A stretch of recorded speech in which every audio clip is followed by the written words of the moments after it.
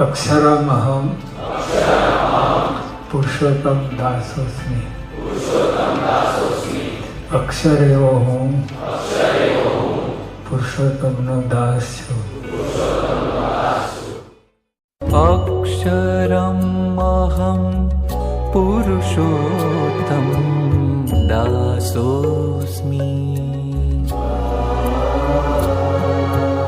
अक्षरम् अहं पुरुषो। नारायण नारायण सबको।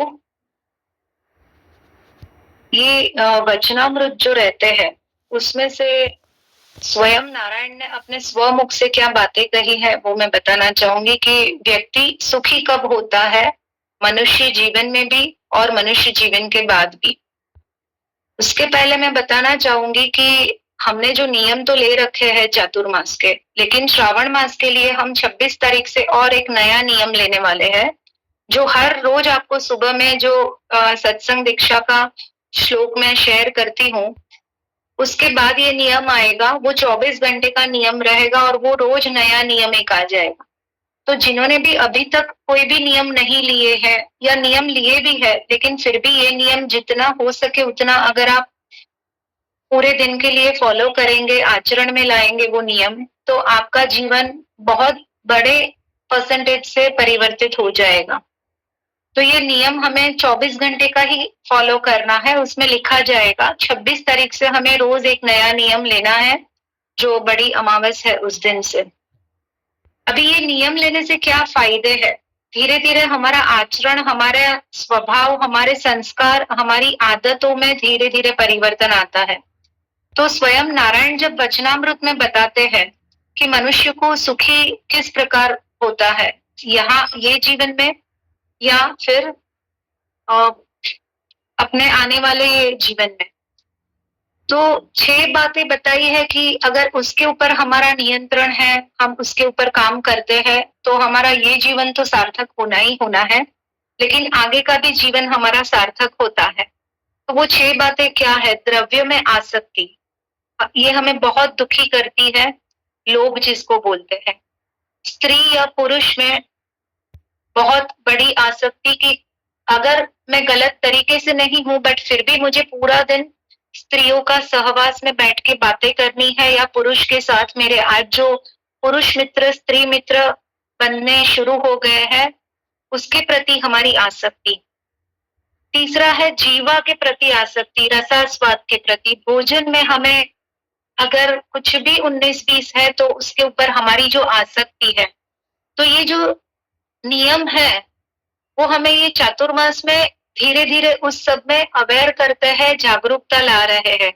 अगर मैं बताऊं कि करेले का शाक आज हमारे सबके घर में, केयूम परिवार के घर में बना है, उसमें ना नमक है और ना शक्कर है और ना गुड़ है, और फिर भी थाली में परोसा गया है। लेकिन हमें प्रेम से खाना है। हम जो भी जितनी रोटी रोज खाते हैं, 1 रोटी 2 रोटी 5 रोटी 10 रोटी, उतनी ही हमें खानी है, और वो भी प्रेम पूर्वक जिन्होंने बनाया है या परिवार में किसी ने लाके भी दिया है, किसी के प्रति हमें दुर्भाव, क्रोध, गुस्सा, अपशब्द, अपव्यवहार, दुर्व्यवहार कुछ भी नहीं करना है। कुसंग की आसक्ति, हमें लगता है कि हमारा संग तो बहुत ही अच्छा है, लेकिन मैं आपको बताऊं, मैं सुबह में जब मेरी पूजा के पहले एक और पूजा होती है, वहां पर सबसे पहले मैं बोलती हूँ कि मुझे संगत अच्छी प्राप्त हो, क्योंकि मन है, ऐसा नहीं है कि व्यक्तियों से ही हमें सिर्फ संगत, हमारी कुसंगत होती है। ये जो हमें मोबाइल का एडिक्शन है, गलत मीडियाओं का एडिक्शन है, सिर्फ खाने की रील नहीं, बहुत सारा हर उम्र अनुसार, अपने विचार अनुसार उसमें हम कंटिन्यूस देखते हैं, तो वो भी हमारी गलत संगत ही है हमारे स्व के साथ, मोबाइल के साथ। और उससे भी बड़ी जो गलत संगत जो है हमारे स्व की, वो हमारे विचारों की गलत संगत है, जो हम स्व से पूरा दिन बातें करते रहते हैं, और वो बातें सिर्फ मैं और मेरे परमात्मा नारायण जानते हैं। तो वो संगत में भी हमें परिवर्तन लाना है। 5वां जो है वो देहाभिमान है। हमें इस शरीर का एक अलग प्रकार से अभिमान है कि अभी मैं बहुत स्वस्थ हूँ, भाग रही हूँ, जीवन में काम कर रही हूँ, लेकिन उसका अभिमान भी हमें नहीं रखना है, उसका भी हमें त्याग करना है। और सबसे अंतिम जो है छठा नियम उसमें बताया है कि संबंधियों के संबंधों की आसक्ति। संबंधी हो तो परिवार है, ऑफिस में है, मित्र है, सगे संबंधी है। वो संबंध निभाने के लिए हमें एक प्रकार की उसमें आसक्ति हो जाती है कि मेरे परिवार के इस सदस्य से या मेरे मित्र के या जो भी संबंधी है उसके साथ इस संबंध से, इतनी गहराई के संबंध से, इस प्रकार के संबंध से मुझे मेरे जीवन में अच्छा हो। तो वो एक प्रकार की आसक्ति है। हमें संबंध सबसे रखना है, किसी से भी बिगाड़ना नहीं है, लेकिन उसमें आसक्त होके गलत कर्म करके स्वयं के जीवन को और परिवार के जीवन को हमें बिगाड़ना नहीं है। वो बहुत ही सचेतता पूर्वक हमें ये ध्यान रखना है। ये बात स्वयं गोपीनाथ मंदिर गढ़ड़ा में जो स्थित है, वहां पर गोपीनाथ मंदिर की मूर्ति में स्वयं भगवान ने बोला है। वचनामृत में जब भी कोई बातें बताते हैं तो उसमें स्वयं भगवान के मुख से जो हम प्रश्न मनुष्य जीवन में पूछते हैं वो बताते हैं, वो वहां पर लिखित होता है, जिसमें कपड़ों का वर्णन, समय का वर्णन और कौन कौन वहां पर हाजिर था जिसके सामने ये प्रश्न किया गया, वो सब कुछ उसमें आवरण हो जाता है, ताकि हमें भविष्य में आने वाली पीढ़ियां इस चीज का प्रमाण मांगे तो वहां पर वो सब कुछ लिखा हुआ रहता है वचनामृत में। तो ये वचनामृत में गोपीनाथ जी ने स्वयं ये उत्तर 6 जो दिए थे कि उसके ऊपर अगर हमारा काम होता है तो हमारा मनुष्य का ये जीवन तो सुखी होता है, लेकिन आने वाले सभी जन्म जो है वो सुखी हो जाते हैं। तो ये हमारा भाता है जो हम साथ में लेके जा सकते हैं, अपना स्वयं का संस्कार कि जीभ का जो स्वाद का हमें एक त्याग करना है। मुझे स्वीट बहुत पसंद है, मुझे तीखा बहुत पसंद है, मुझे चाइनीज पसंद है। आप खाओ, आपको किसी भी चीज की ना नहीं है खाने के लिए कि मुझे पंजाबी बहुत पसंद है, लेकिन हमें उसमें आसक्त नहीं होना है कि उसमें 19-20 है या उसके बगैर हम नहीं रह सकते, या हमें पूरा दिन चलते फिरते भी वही संबंधों की या वही स्वाद की हमें आसक्ति रहे, ऐसे हमें जीवन में नहीं वो लेना है। तो ये बहुत तटस्थ भाव से हमें उसमें ध्यान रखते हुए अपने जीवन में ये 6 जो शब्द गोपीनाथ जी ने वहां पर बताए हैं उसका हमें ध्यान रखते रहना है। अभी ये हम कैसे अपने जीवन में ध्यान रखें, उसके लिए मैं आप लोगों को ये बताती हूँ। ये जो कहानी है वो कि उत्तर भारत में एक गांव है, वहां पर पांडवों के नाम से एक लड़का है जिसका नाम है वीर अर्जुन, और ये सत्य घटना मैं आप लोगों को बता रही हूँ। तो ये जो वीर अर्जुन जो है वो ऐसा व्यक्ति है कि ऊपर से बहुत बोलता है लेकिन अंदर से बहुत ही डरा हुआ इंसान है। अभी ये जो 6 शब्द ऊपर गोपीनाथ जी महाराज ने जो बताए, हमारे स्वयं के आज जो जीवन चल रहा है और ये कथा वहां पर कैसे रिलेट होती है वो हमें स्वयं को चेक करना है। उनके पिताजी का देहांत हो गया था अर्जुन के, और माता कपड़े सिलाई करके बच्चे को बड़ा किया। अब बच्चे की उम्र हो गई कि वो कुछ पैसा कमाने लग जाए, पढ़ाई खत्म हो चुकी थी, लेकिन अंदर से बहुत ही डरा हुआ था, कहीं भी वो निर्णय नहीं ले पा रहा था। जीवन में ऐसे बहुत सारे प्रश्न आते हैं कि हम निर्णय लेने में कंफ्यूज हो जाते हैं। तो निर्णय किसी भी प्रकार का है, वो डर रहा था लड़का। अभी मम्मी उनको समझाती थी कि बेटा डरना नहीं है, नारायण को साथ में रख तो निर्णय तो ले पाएगा, कमाने के लिए भी जा पाएगा और बाहर की दुनिया का भी पता चलेगा। लेकिन जैसे ही जाना होता था वो अटक जा रहा था, कहीं ना कहीं वो नहीं जा पा रहा था, पहुंच रहा था, बाहर जाके मित्रों के साथ समय पसार करके आ रहा था। खुद को पता था कि मैं गलत कर रहा हूँ, लेकिन वो एक्शन एग्जीक्यूट नहीं हो रहा था उनसे। तो एक दिन छोटा सा गांव था, गांव के चौराहे पे एक साधु महात्मा आए हैं और वो बहुत ही तेजस्वी थे कि उनको देख के ही पता चलता था कि एक अलग प्रकार का तेज है। उन्होंने वहां पर बोला कि हम यहाँ बैठ के सत्संग करते हैं, और उन्होंने गीता जी का सबसे पहले श्लोक बोला कि कर्मणे वादे कार्यस्तु मां फलेषु कदाचन, वो पूरा श्लोक वहां पर बोला। तो जैसे ही वो बोला और उसका समझाया कि तू सिर्फ कर्म करता जा और फल की आशा मत रख, तो वो जो वीर अर्जुन नामक का जो लड़का था, अब उसके भीतर हलचल हो गई, क्योंकि अंतर्मन से तो वो शुद्ध था, लेकिन ये डर जो बाहरी वातावरण का था, उस जीवन में जो घटना घटी थी, पिताजी नहीं है और आजू बाजू के वातावरण का, तो उसका असर डर के उसमें अंदर था, तो वो उसको समझ में आया और आज उसके भीतर ये साधु महात्मा के बोलने पर थोड़ी सी असर हुई, भीतर एक हलचल हो गई, जो माताजी इतने समय से उनको समझा रही थी, लेकिन वो असर नहीं हो रहा था।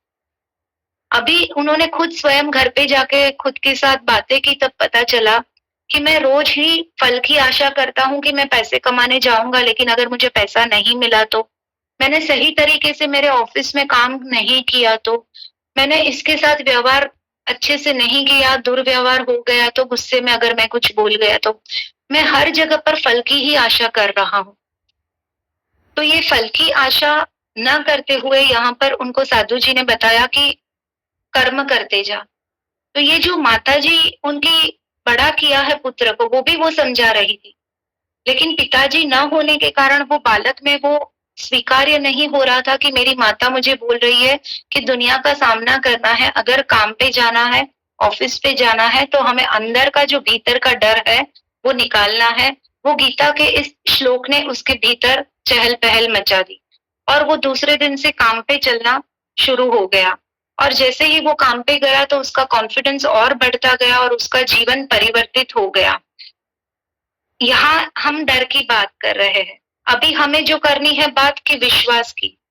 हम कार्य तो करते हैं, हम ये नियम तो मानते हैं, हम सत्संग में जुड़ते हैं, हमारे जीवन में हम सब कुछ सही कर रहे हैं, लेकिन क्या हमें स्वयं के ऊपर विश्वास है? हमें अपने नारायण के ऊपर विश्वास है? अगर गोपीनाथ जी महाराज ने ये 6 शब्द जो बताए हैं आसक्ति के, कि हमें उसमें से धीरे धीरे दूर होते जाना है, तो ये जो विश्वास है वो हमें नारायण के ऊपर संपूर्ण समर्पण भाव से विश्वास रखना है। तो उसके लिए क्या है कि एक बहुत बड़े सेठ जी है, वो कुछ कार्य के लिए बाहर गए और दुकान में उसने अपने वहां पर जो काम करता था उससे बोला कि बिना पैसा दिए किसी को कुछ भी देना नहीं है। और वो गए और जैसे साधु महात्मा जो है वो झोली मांग के खाना खाते हैं, बनाते हैं, तो वो उसकी दुकान पे आया और बोला कि मुझे 2 चम्मच नमक दे दे। अभी वो व्यक्ति जो सेठ तो नहीं थे, जो नौकर वहां पर था, उसने डब्बे में से खोल के नमक 2 चम्मच दे दी। सेठ जी आए, साधु चले गए और बोला कि ये डब्बा खुला क्यों है? तो बोला कि अभी साधु महात्मा आए थे तो मैंने बिना पैसे लिए उनको 2 चम्मच नमक खाना पकाने के लिए चाहिए था, तो बोला कि ये तो जहरीला पदार्थ है। तो वो प्रतिष्ठित सेठ थे, तो इसके लिए थोड़ा हचमचा गए कि हमारे माध्यम से कुछ ये गलत कर्म हो जाएगा। वो साधु के पीछे, जहां पर वो गांव के बाहर उनका ठिकाना था, वहां गए तो उन्होंने दूर से ही चिल्लाकर बोला कि आप खाना मत खाना आज का आपका। लेकिन साधु महात्मा नजदीक आने पर बोले कि हमने तो भोग जो है वो प्रभु को रख दिया है, प्रसाद के रूप में हमारे उधर थाल जो है वो भगवान को धरा दिया है। बहुत चिंतित हो गया कि जो सफेद पदार्थ आपको दिया था वो जहरीला है, आप कृपा करके आज का खाना मत खाइए। लेकिन वो जो साधु महात्मा है, वो इतना तीव्र विश्वास था भगवान के ऊपर कि उन्होंने बोला कि नहीं, जब भगवान को भोग लगाया है उसका, तो मैं स्वयं खाऊंगा ही खाऊंगा, क्योंकि वो तो मेरे लिए प्रसाद हो चुका है और मैं रोज वही खाना खाता हूँ जो भगवान को धराया हुआ है। उन्होंने इतना कहने के बाद भी वो व्यक्ति खाना खाता है, साधु जो है वो खाना खा के सो जाता है। जो सेठ है वो पूरी रात वहां बैठता है कि अगर कुछ इसको हो जाता है तो मैं गांव में से वैद्य को बुला के इनकी तबीयत अच्छी, अगर मैं घर पर चला गया तो ये साधु की दशा क्या होगी वो मुझे पता है। पूरी रात वहां पर बैठ के गुजार रहा था और उतने में देर रात को उसको एक झपकी आ गई कि अभी तो कुछ नहीं हुआ है। सुबह 4 बजे प्रातः काल में साधु जो है वो नदी में स्नान करके मंदिर में मंगल भोग की तैयारी करके पूजा में वापस लग जाता है। तो आवाज की वजह से वो जो सेठ उठ जाता है, पूछता है आपको कुछ तकलीफ हो रही है? तो बोला कुछ भी नहीं हो रही है मुझे तकलीफ, आप निश्चिंत हो जाइए। और वो अपनी सामग्री और सब कुछ लेके मंदिर के द्वार खुलता है। जैसे ही मंदिर के द्वार खोलता है तो वहां पर जो विग्रह है उनका 2 भाग हो चुका है भगवान की मूर्ति का, और वो 2 भाग काले हो जाते हैं।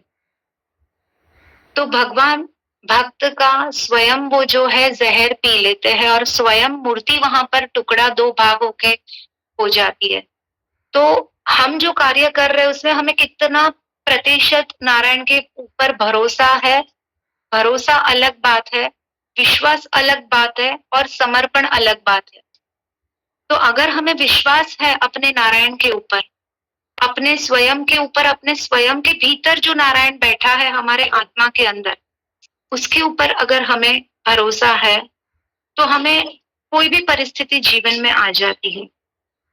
कोई भी सिचुएशन कितनी अचानक खड़ी हो जाती है कि इनका दुष्प्रभाव मेरे जीवन में पड़ा है, लेकिन हमें वो स्पर्श नहीं होता है क्योंकि नारायण सबसे पहले हमारा कवच बन के वहां पर हमें प्रोटेक्ट करते हैं और हमें अपने आगे के जीवन की राह दिखाते हैं। तो ये सत्संग में जुड़ने से धीरे धीरे जो हमारा डर है वो कम होता जाता है, नारायण के प्रति हमारा विश्वास बढ़ता जाता है और ये जो चातुर्मास के नियम हम जो फॉलो जितने भी हमारी साधना में करते हैं धीरे धीरे वो फॉलो, तो उसमें हमें पता चलता है कि हम स्वयं को अंदर से कितना शुद्ध करते हैं और जैसे ही वो शुद्धता हमारी बढ़ती जाती है वैसे हम और अपने अंदर से अहंकार मुक्त होते रहते हैं। तो सत्संग में जुड़ने से धीरे धीरे अहंकार मुक्त हमें होना है, वो हमें प्रण लेना है, वो दृढ़ निश्चय करना है कि हम अहंकार से मुक्त हो, क्रोध से मुक्त हो और जो गलत लोभ लालच है उससे हम मुक्त हो। तो हमारे जीवन में अति परिवर्तन आएगा और जब हमारा स्वयं का जीवन परिवर्तित होगा तो हमारे जीवन में हमारे परिवार वाले जो हमसे जुड़े हैं या ऑफिस वाले हमसे जुड़े हैं वो सबके जीवन में परिवर्तन आना ही है। तो ये जो हम 24 घंटे का नियम लेने वाले हैं उसका हमें एक और भी साथ में करना है कि खुद को रोज एक 10 में से मार्क्स देने की आज मैंने कितना फॉलो किया है। अगर मैं आज वो फॉलो नहीं कर पा रही हूँ तो आपको खुद को दूसरे दिन बैठ के वो नियम के प्रति 11 माला करनी है और आपका जब अंत में हम खुद का जो मार्कशीट रिजल्ट बच्चे का देते हैं वैसे आपका आएगा। तो यहाँ पर जो सेवा टीम में जुड़े हैं उन सबको रोज की आपके लिए 31 माला बैठ के करनी है, उनके अपने नियमों से भी परे होके। तो ये सेवा टीम का भी टास्क इसमें बहुत गहराई से उनको करना है कि 31 माला आप लोगों के लिए अगर आप लोगों ने तोड़ा है तो आपको करनी ही है। तो हमें अपने जीवन में इस श्रावण मास में बहुत बड़ा परिवर्तन लाना है, वो सहजता से हमें स्वीकार करना है। नारायण नारायण।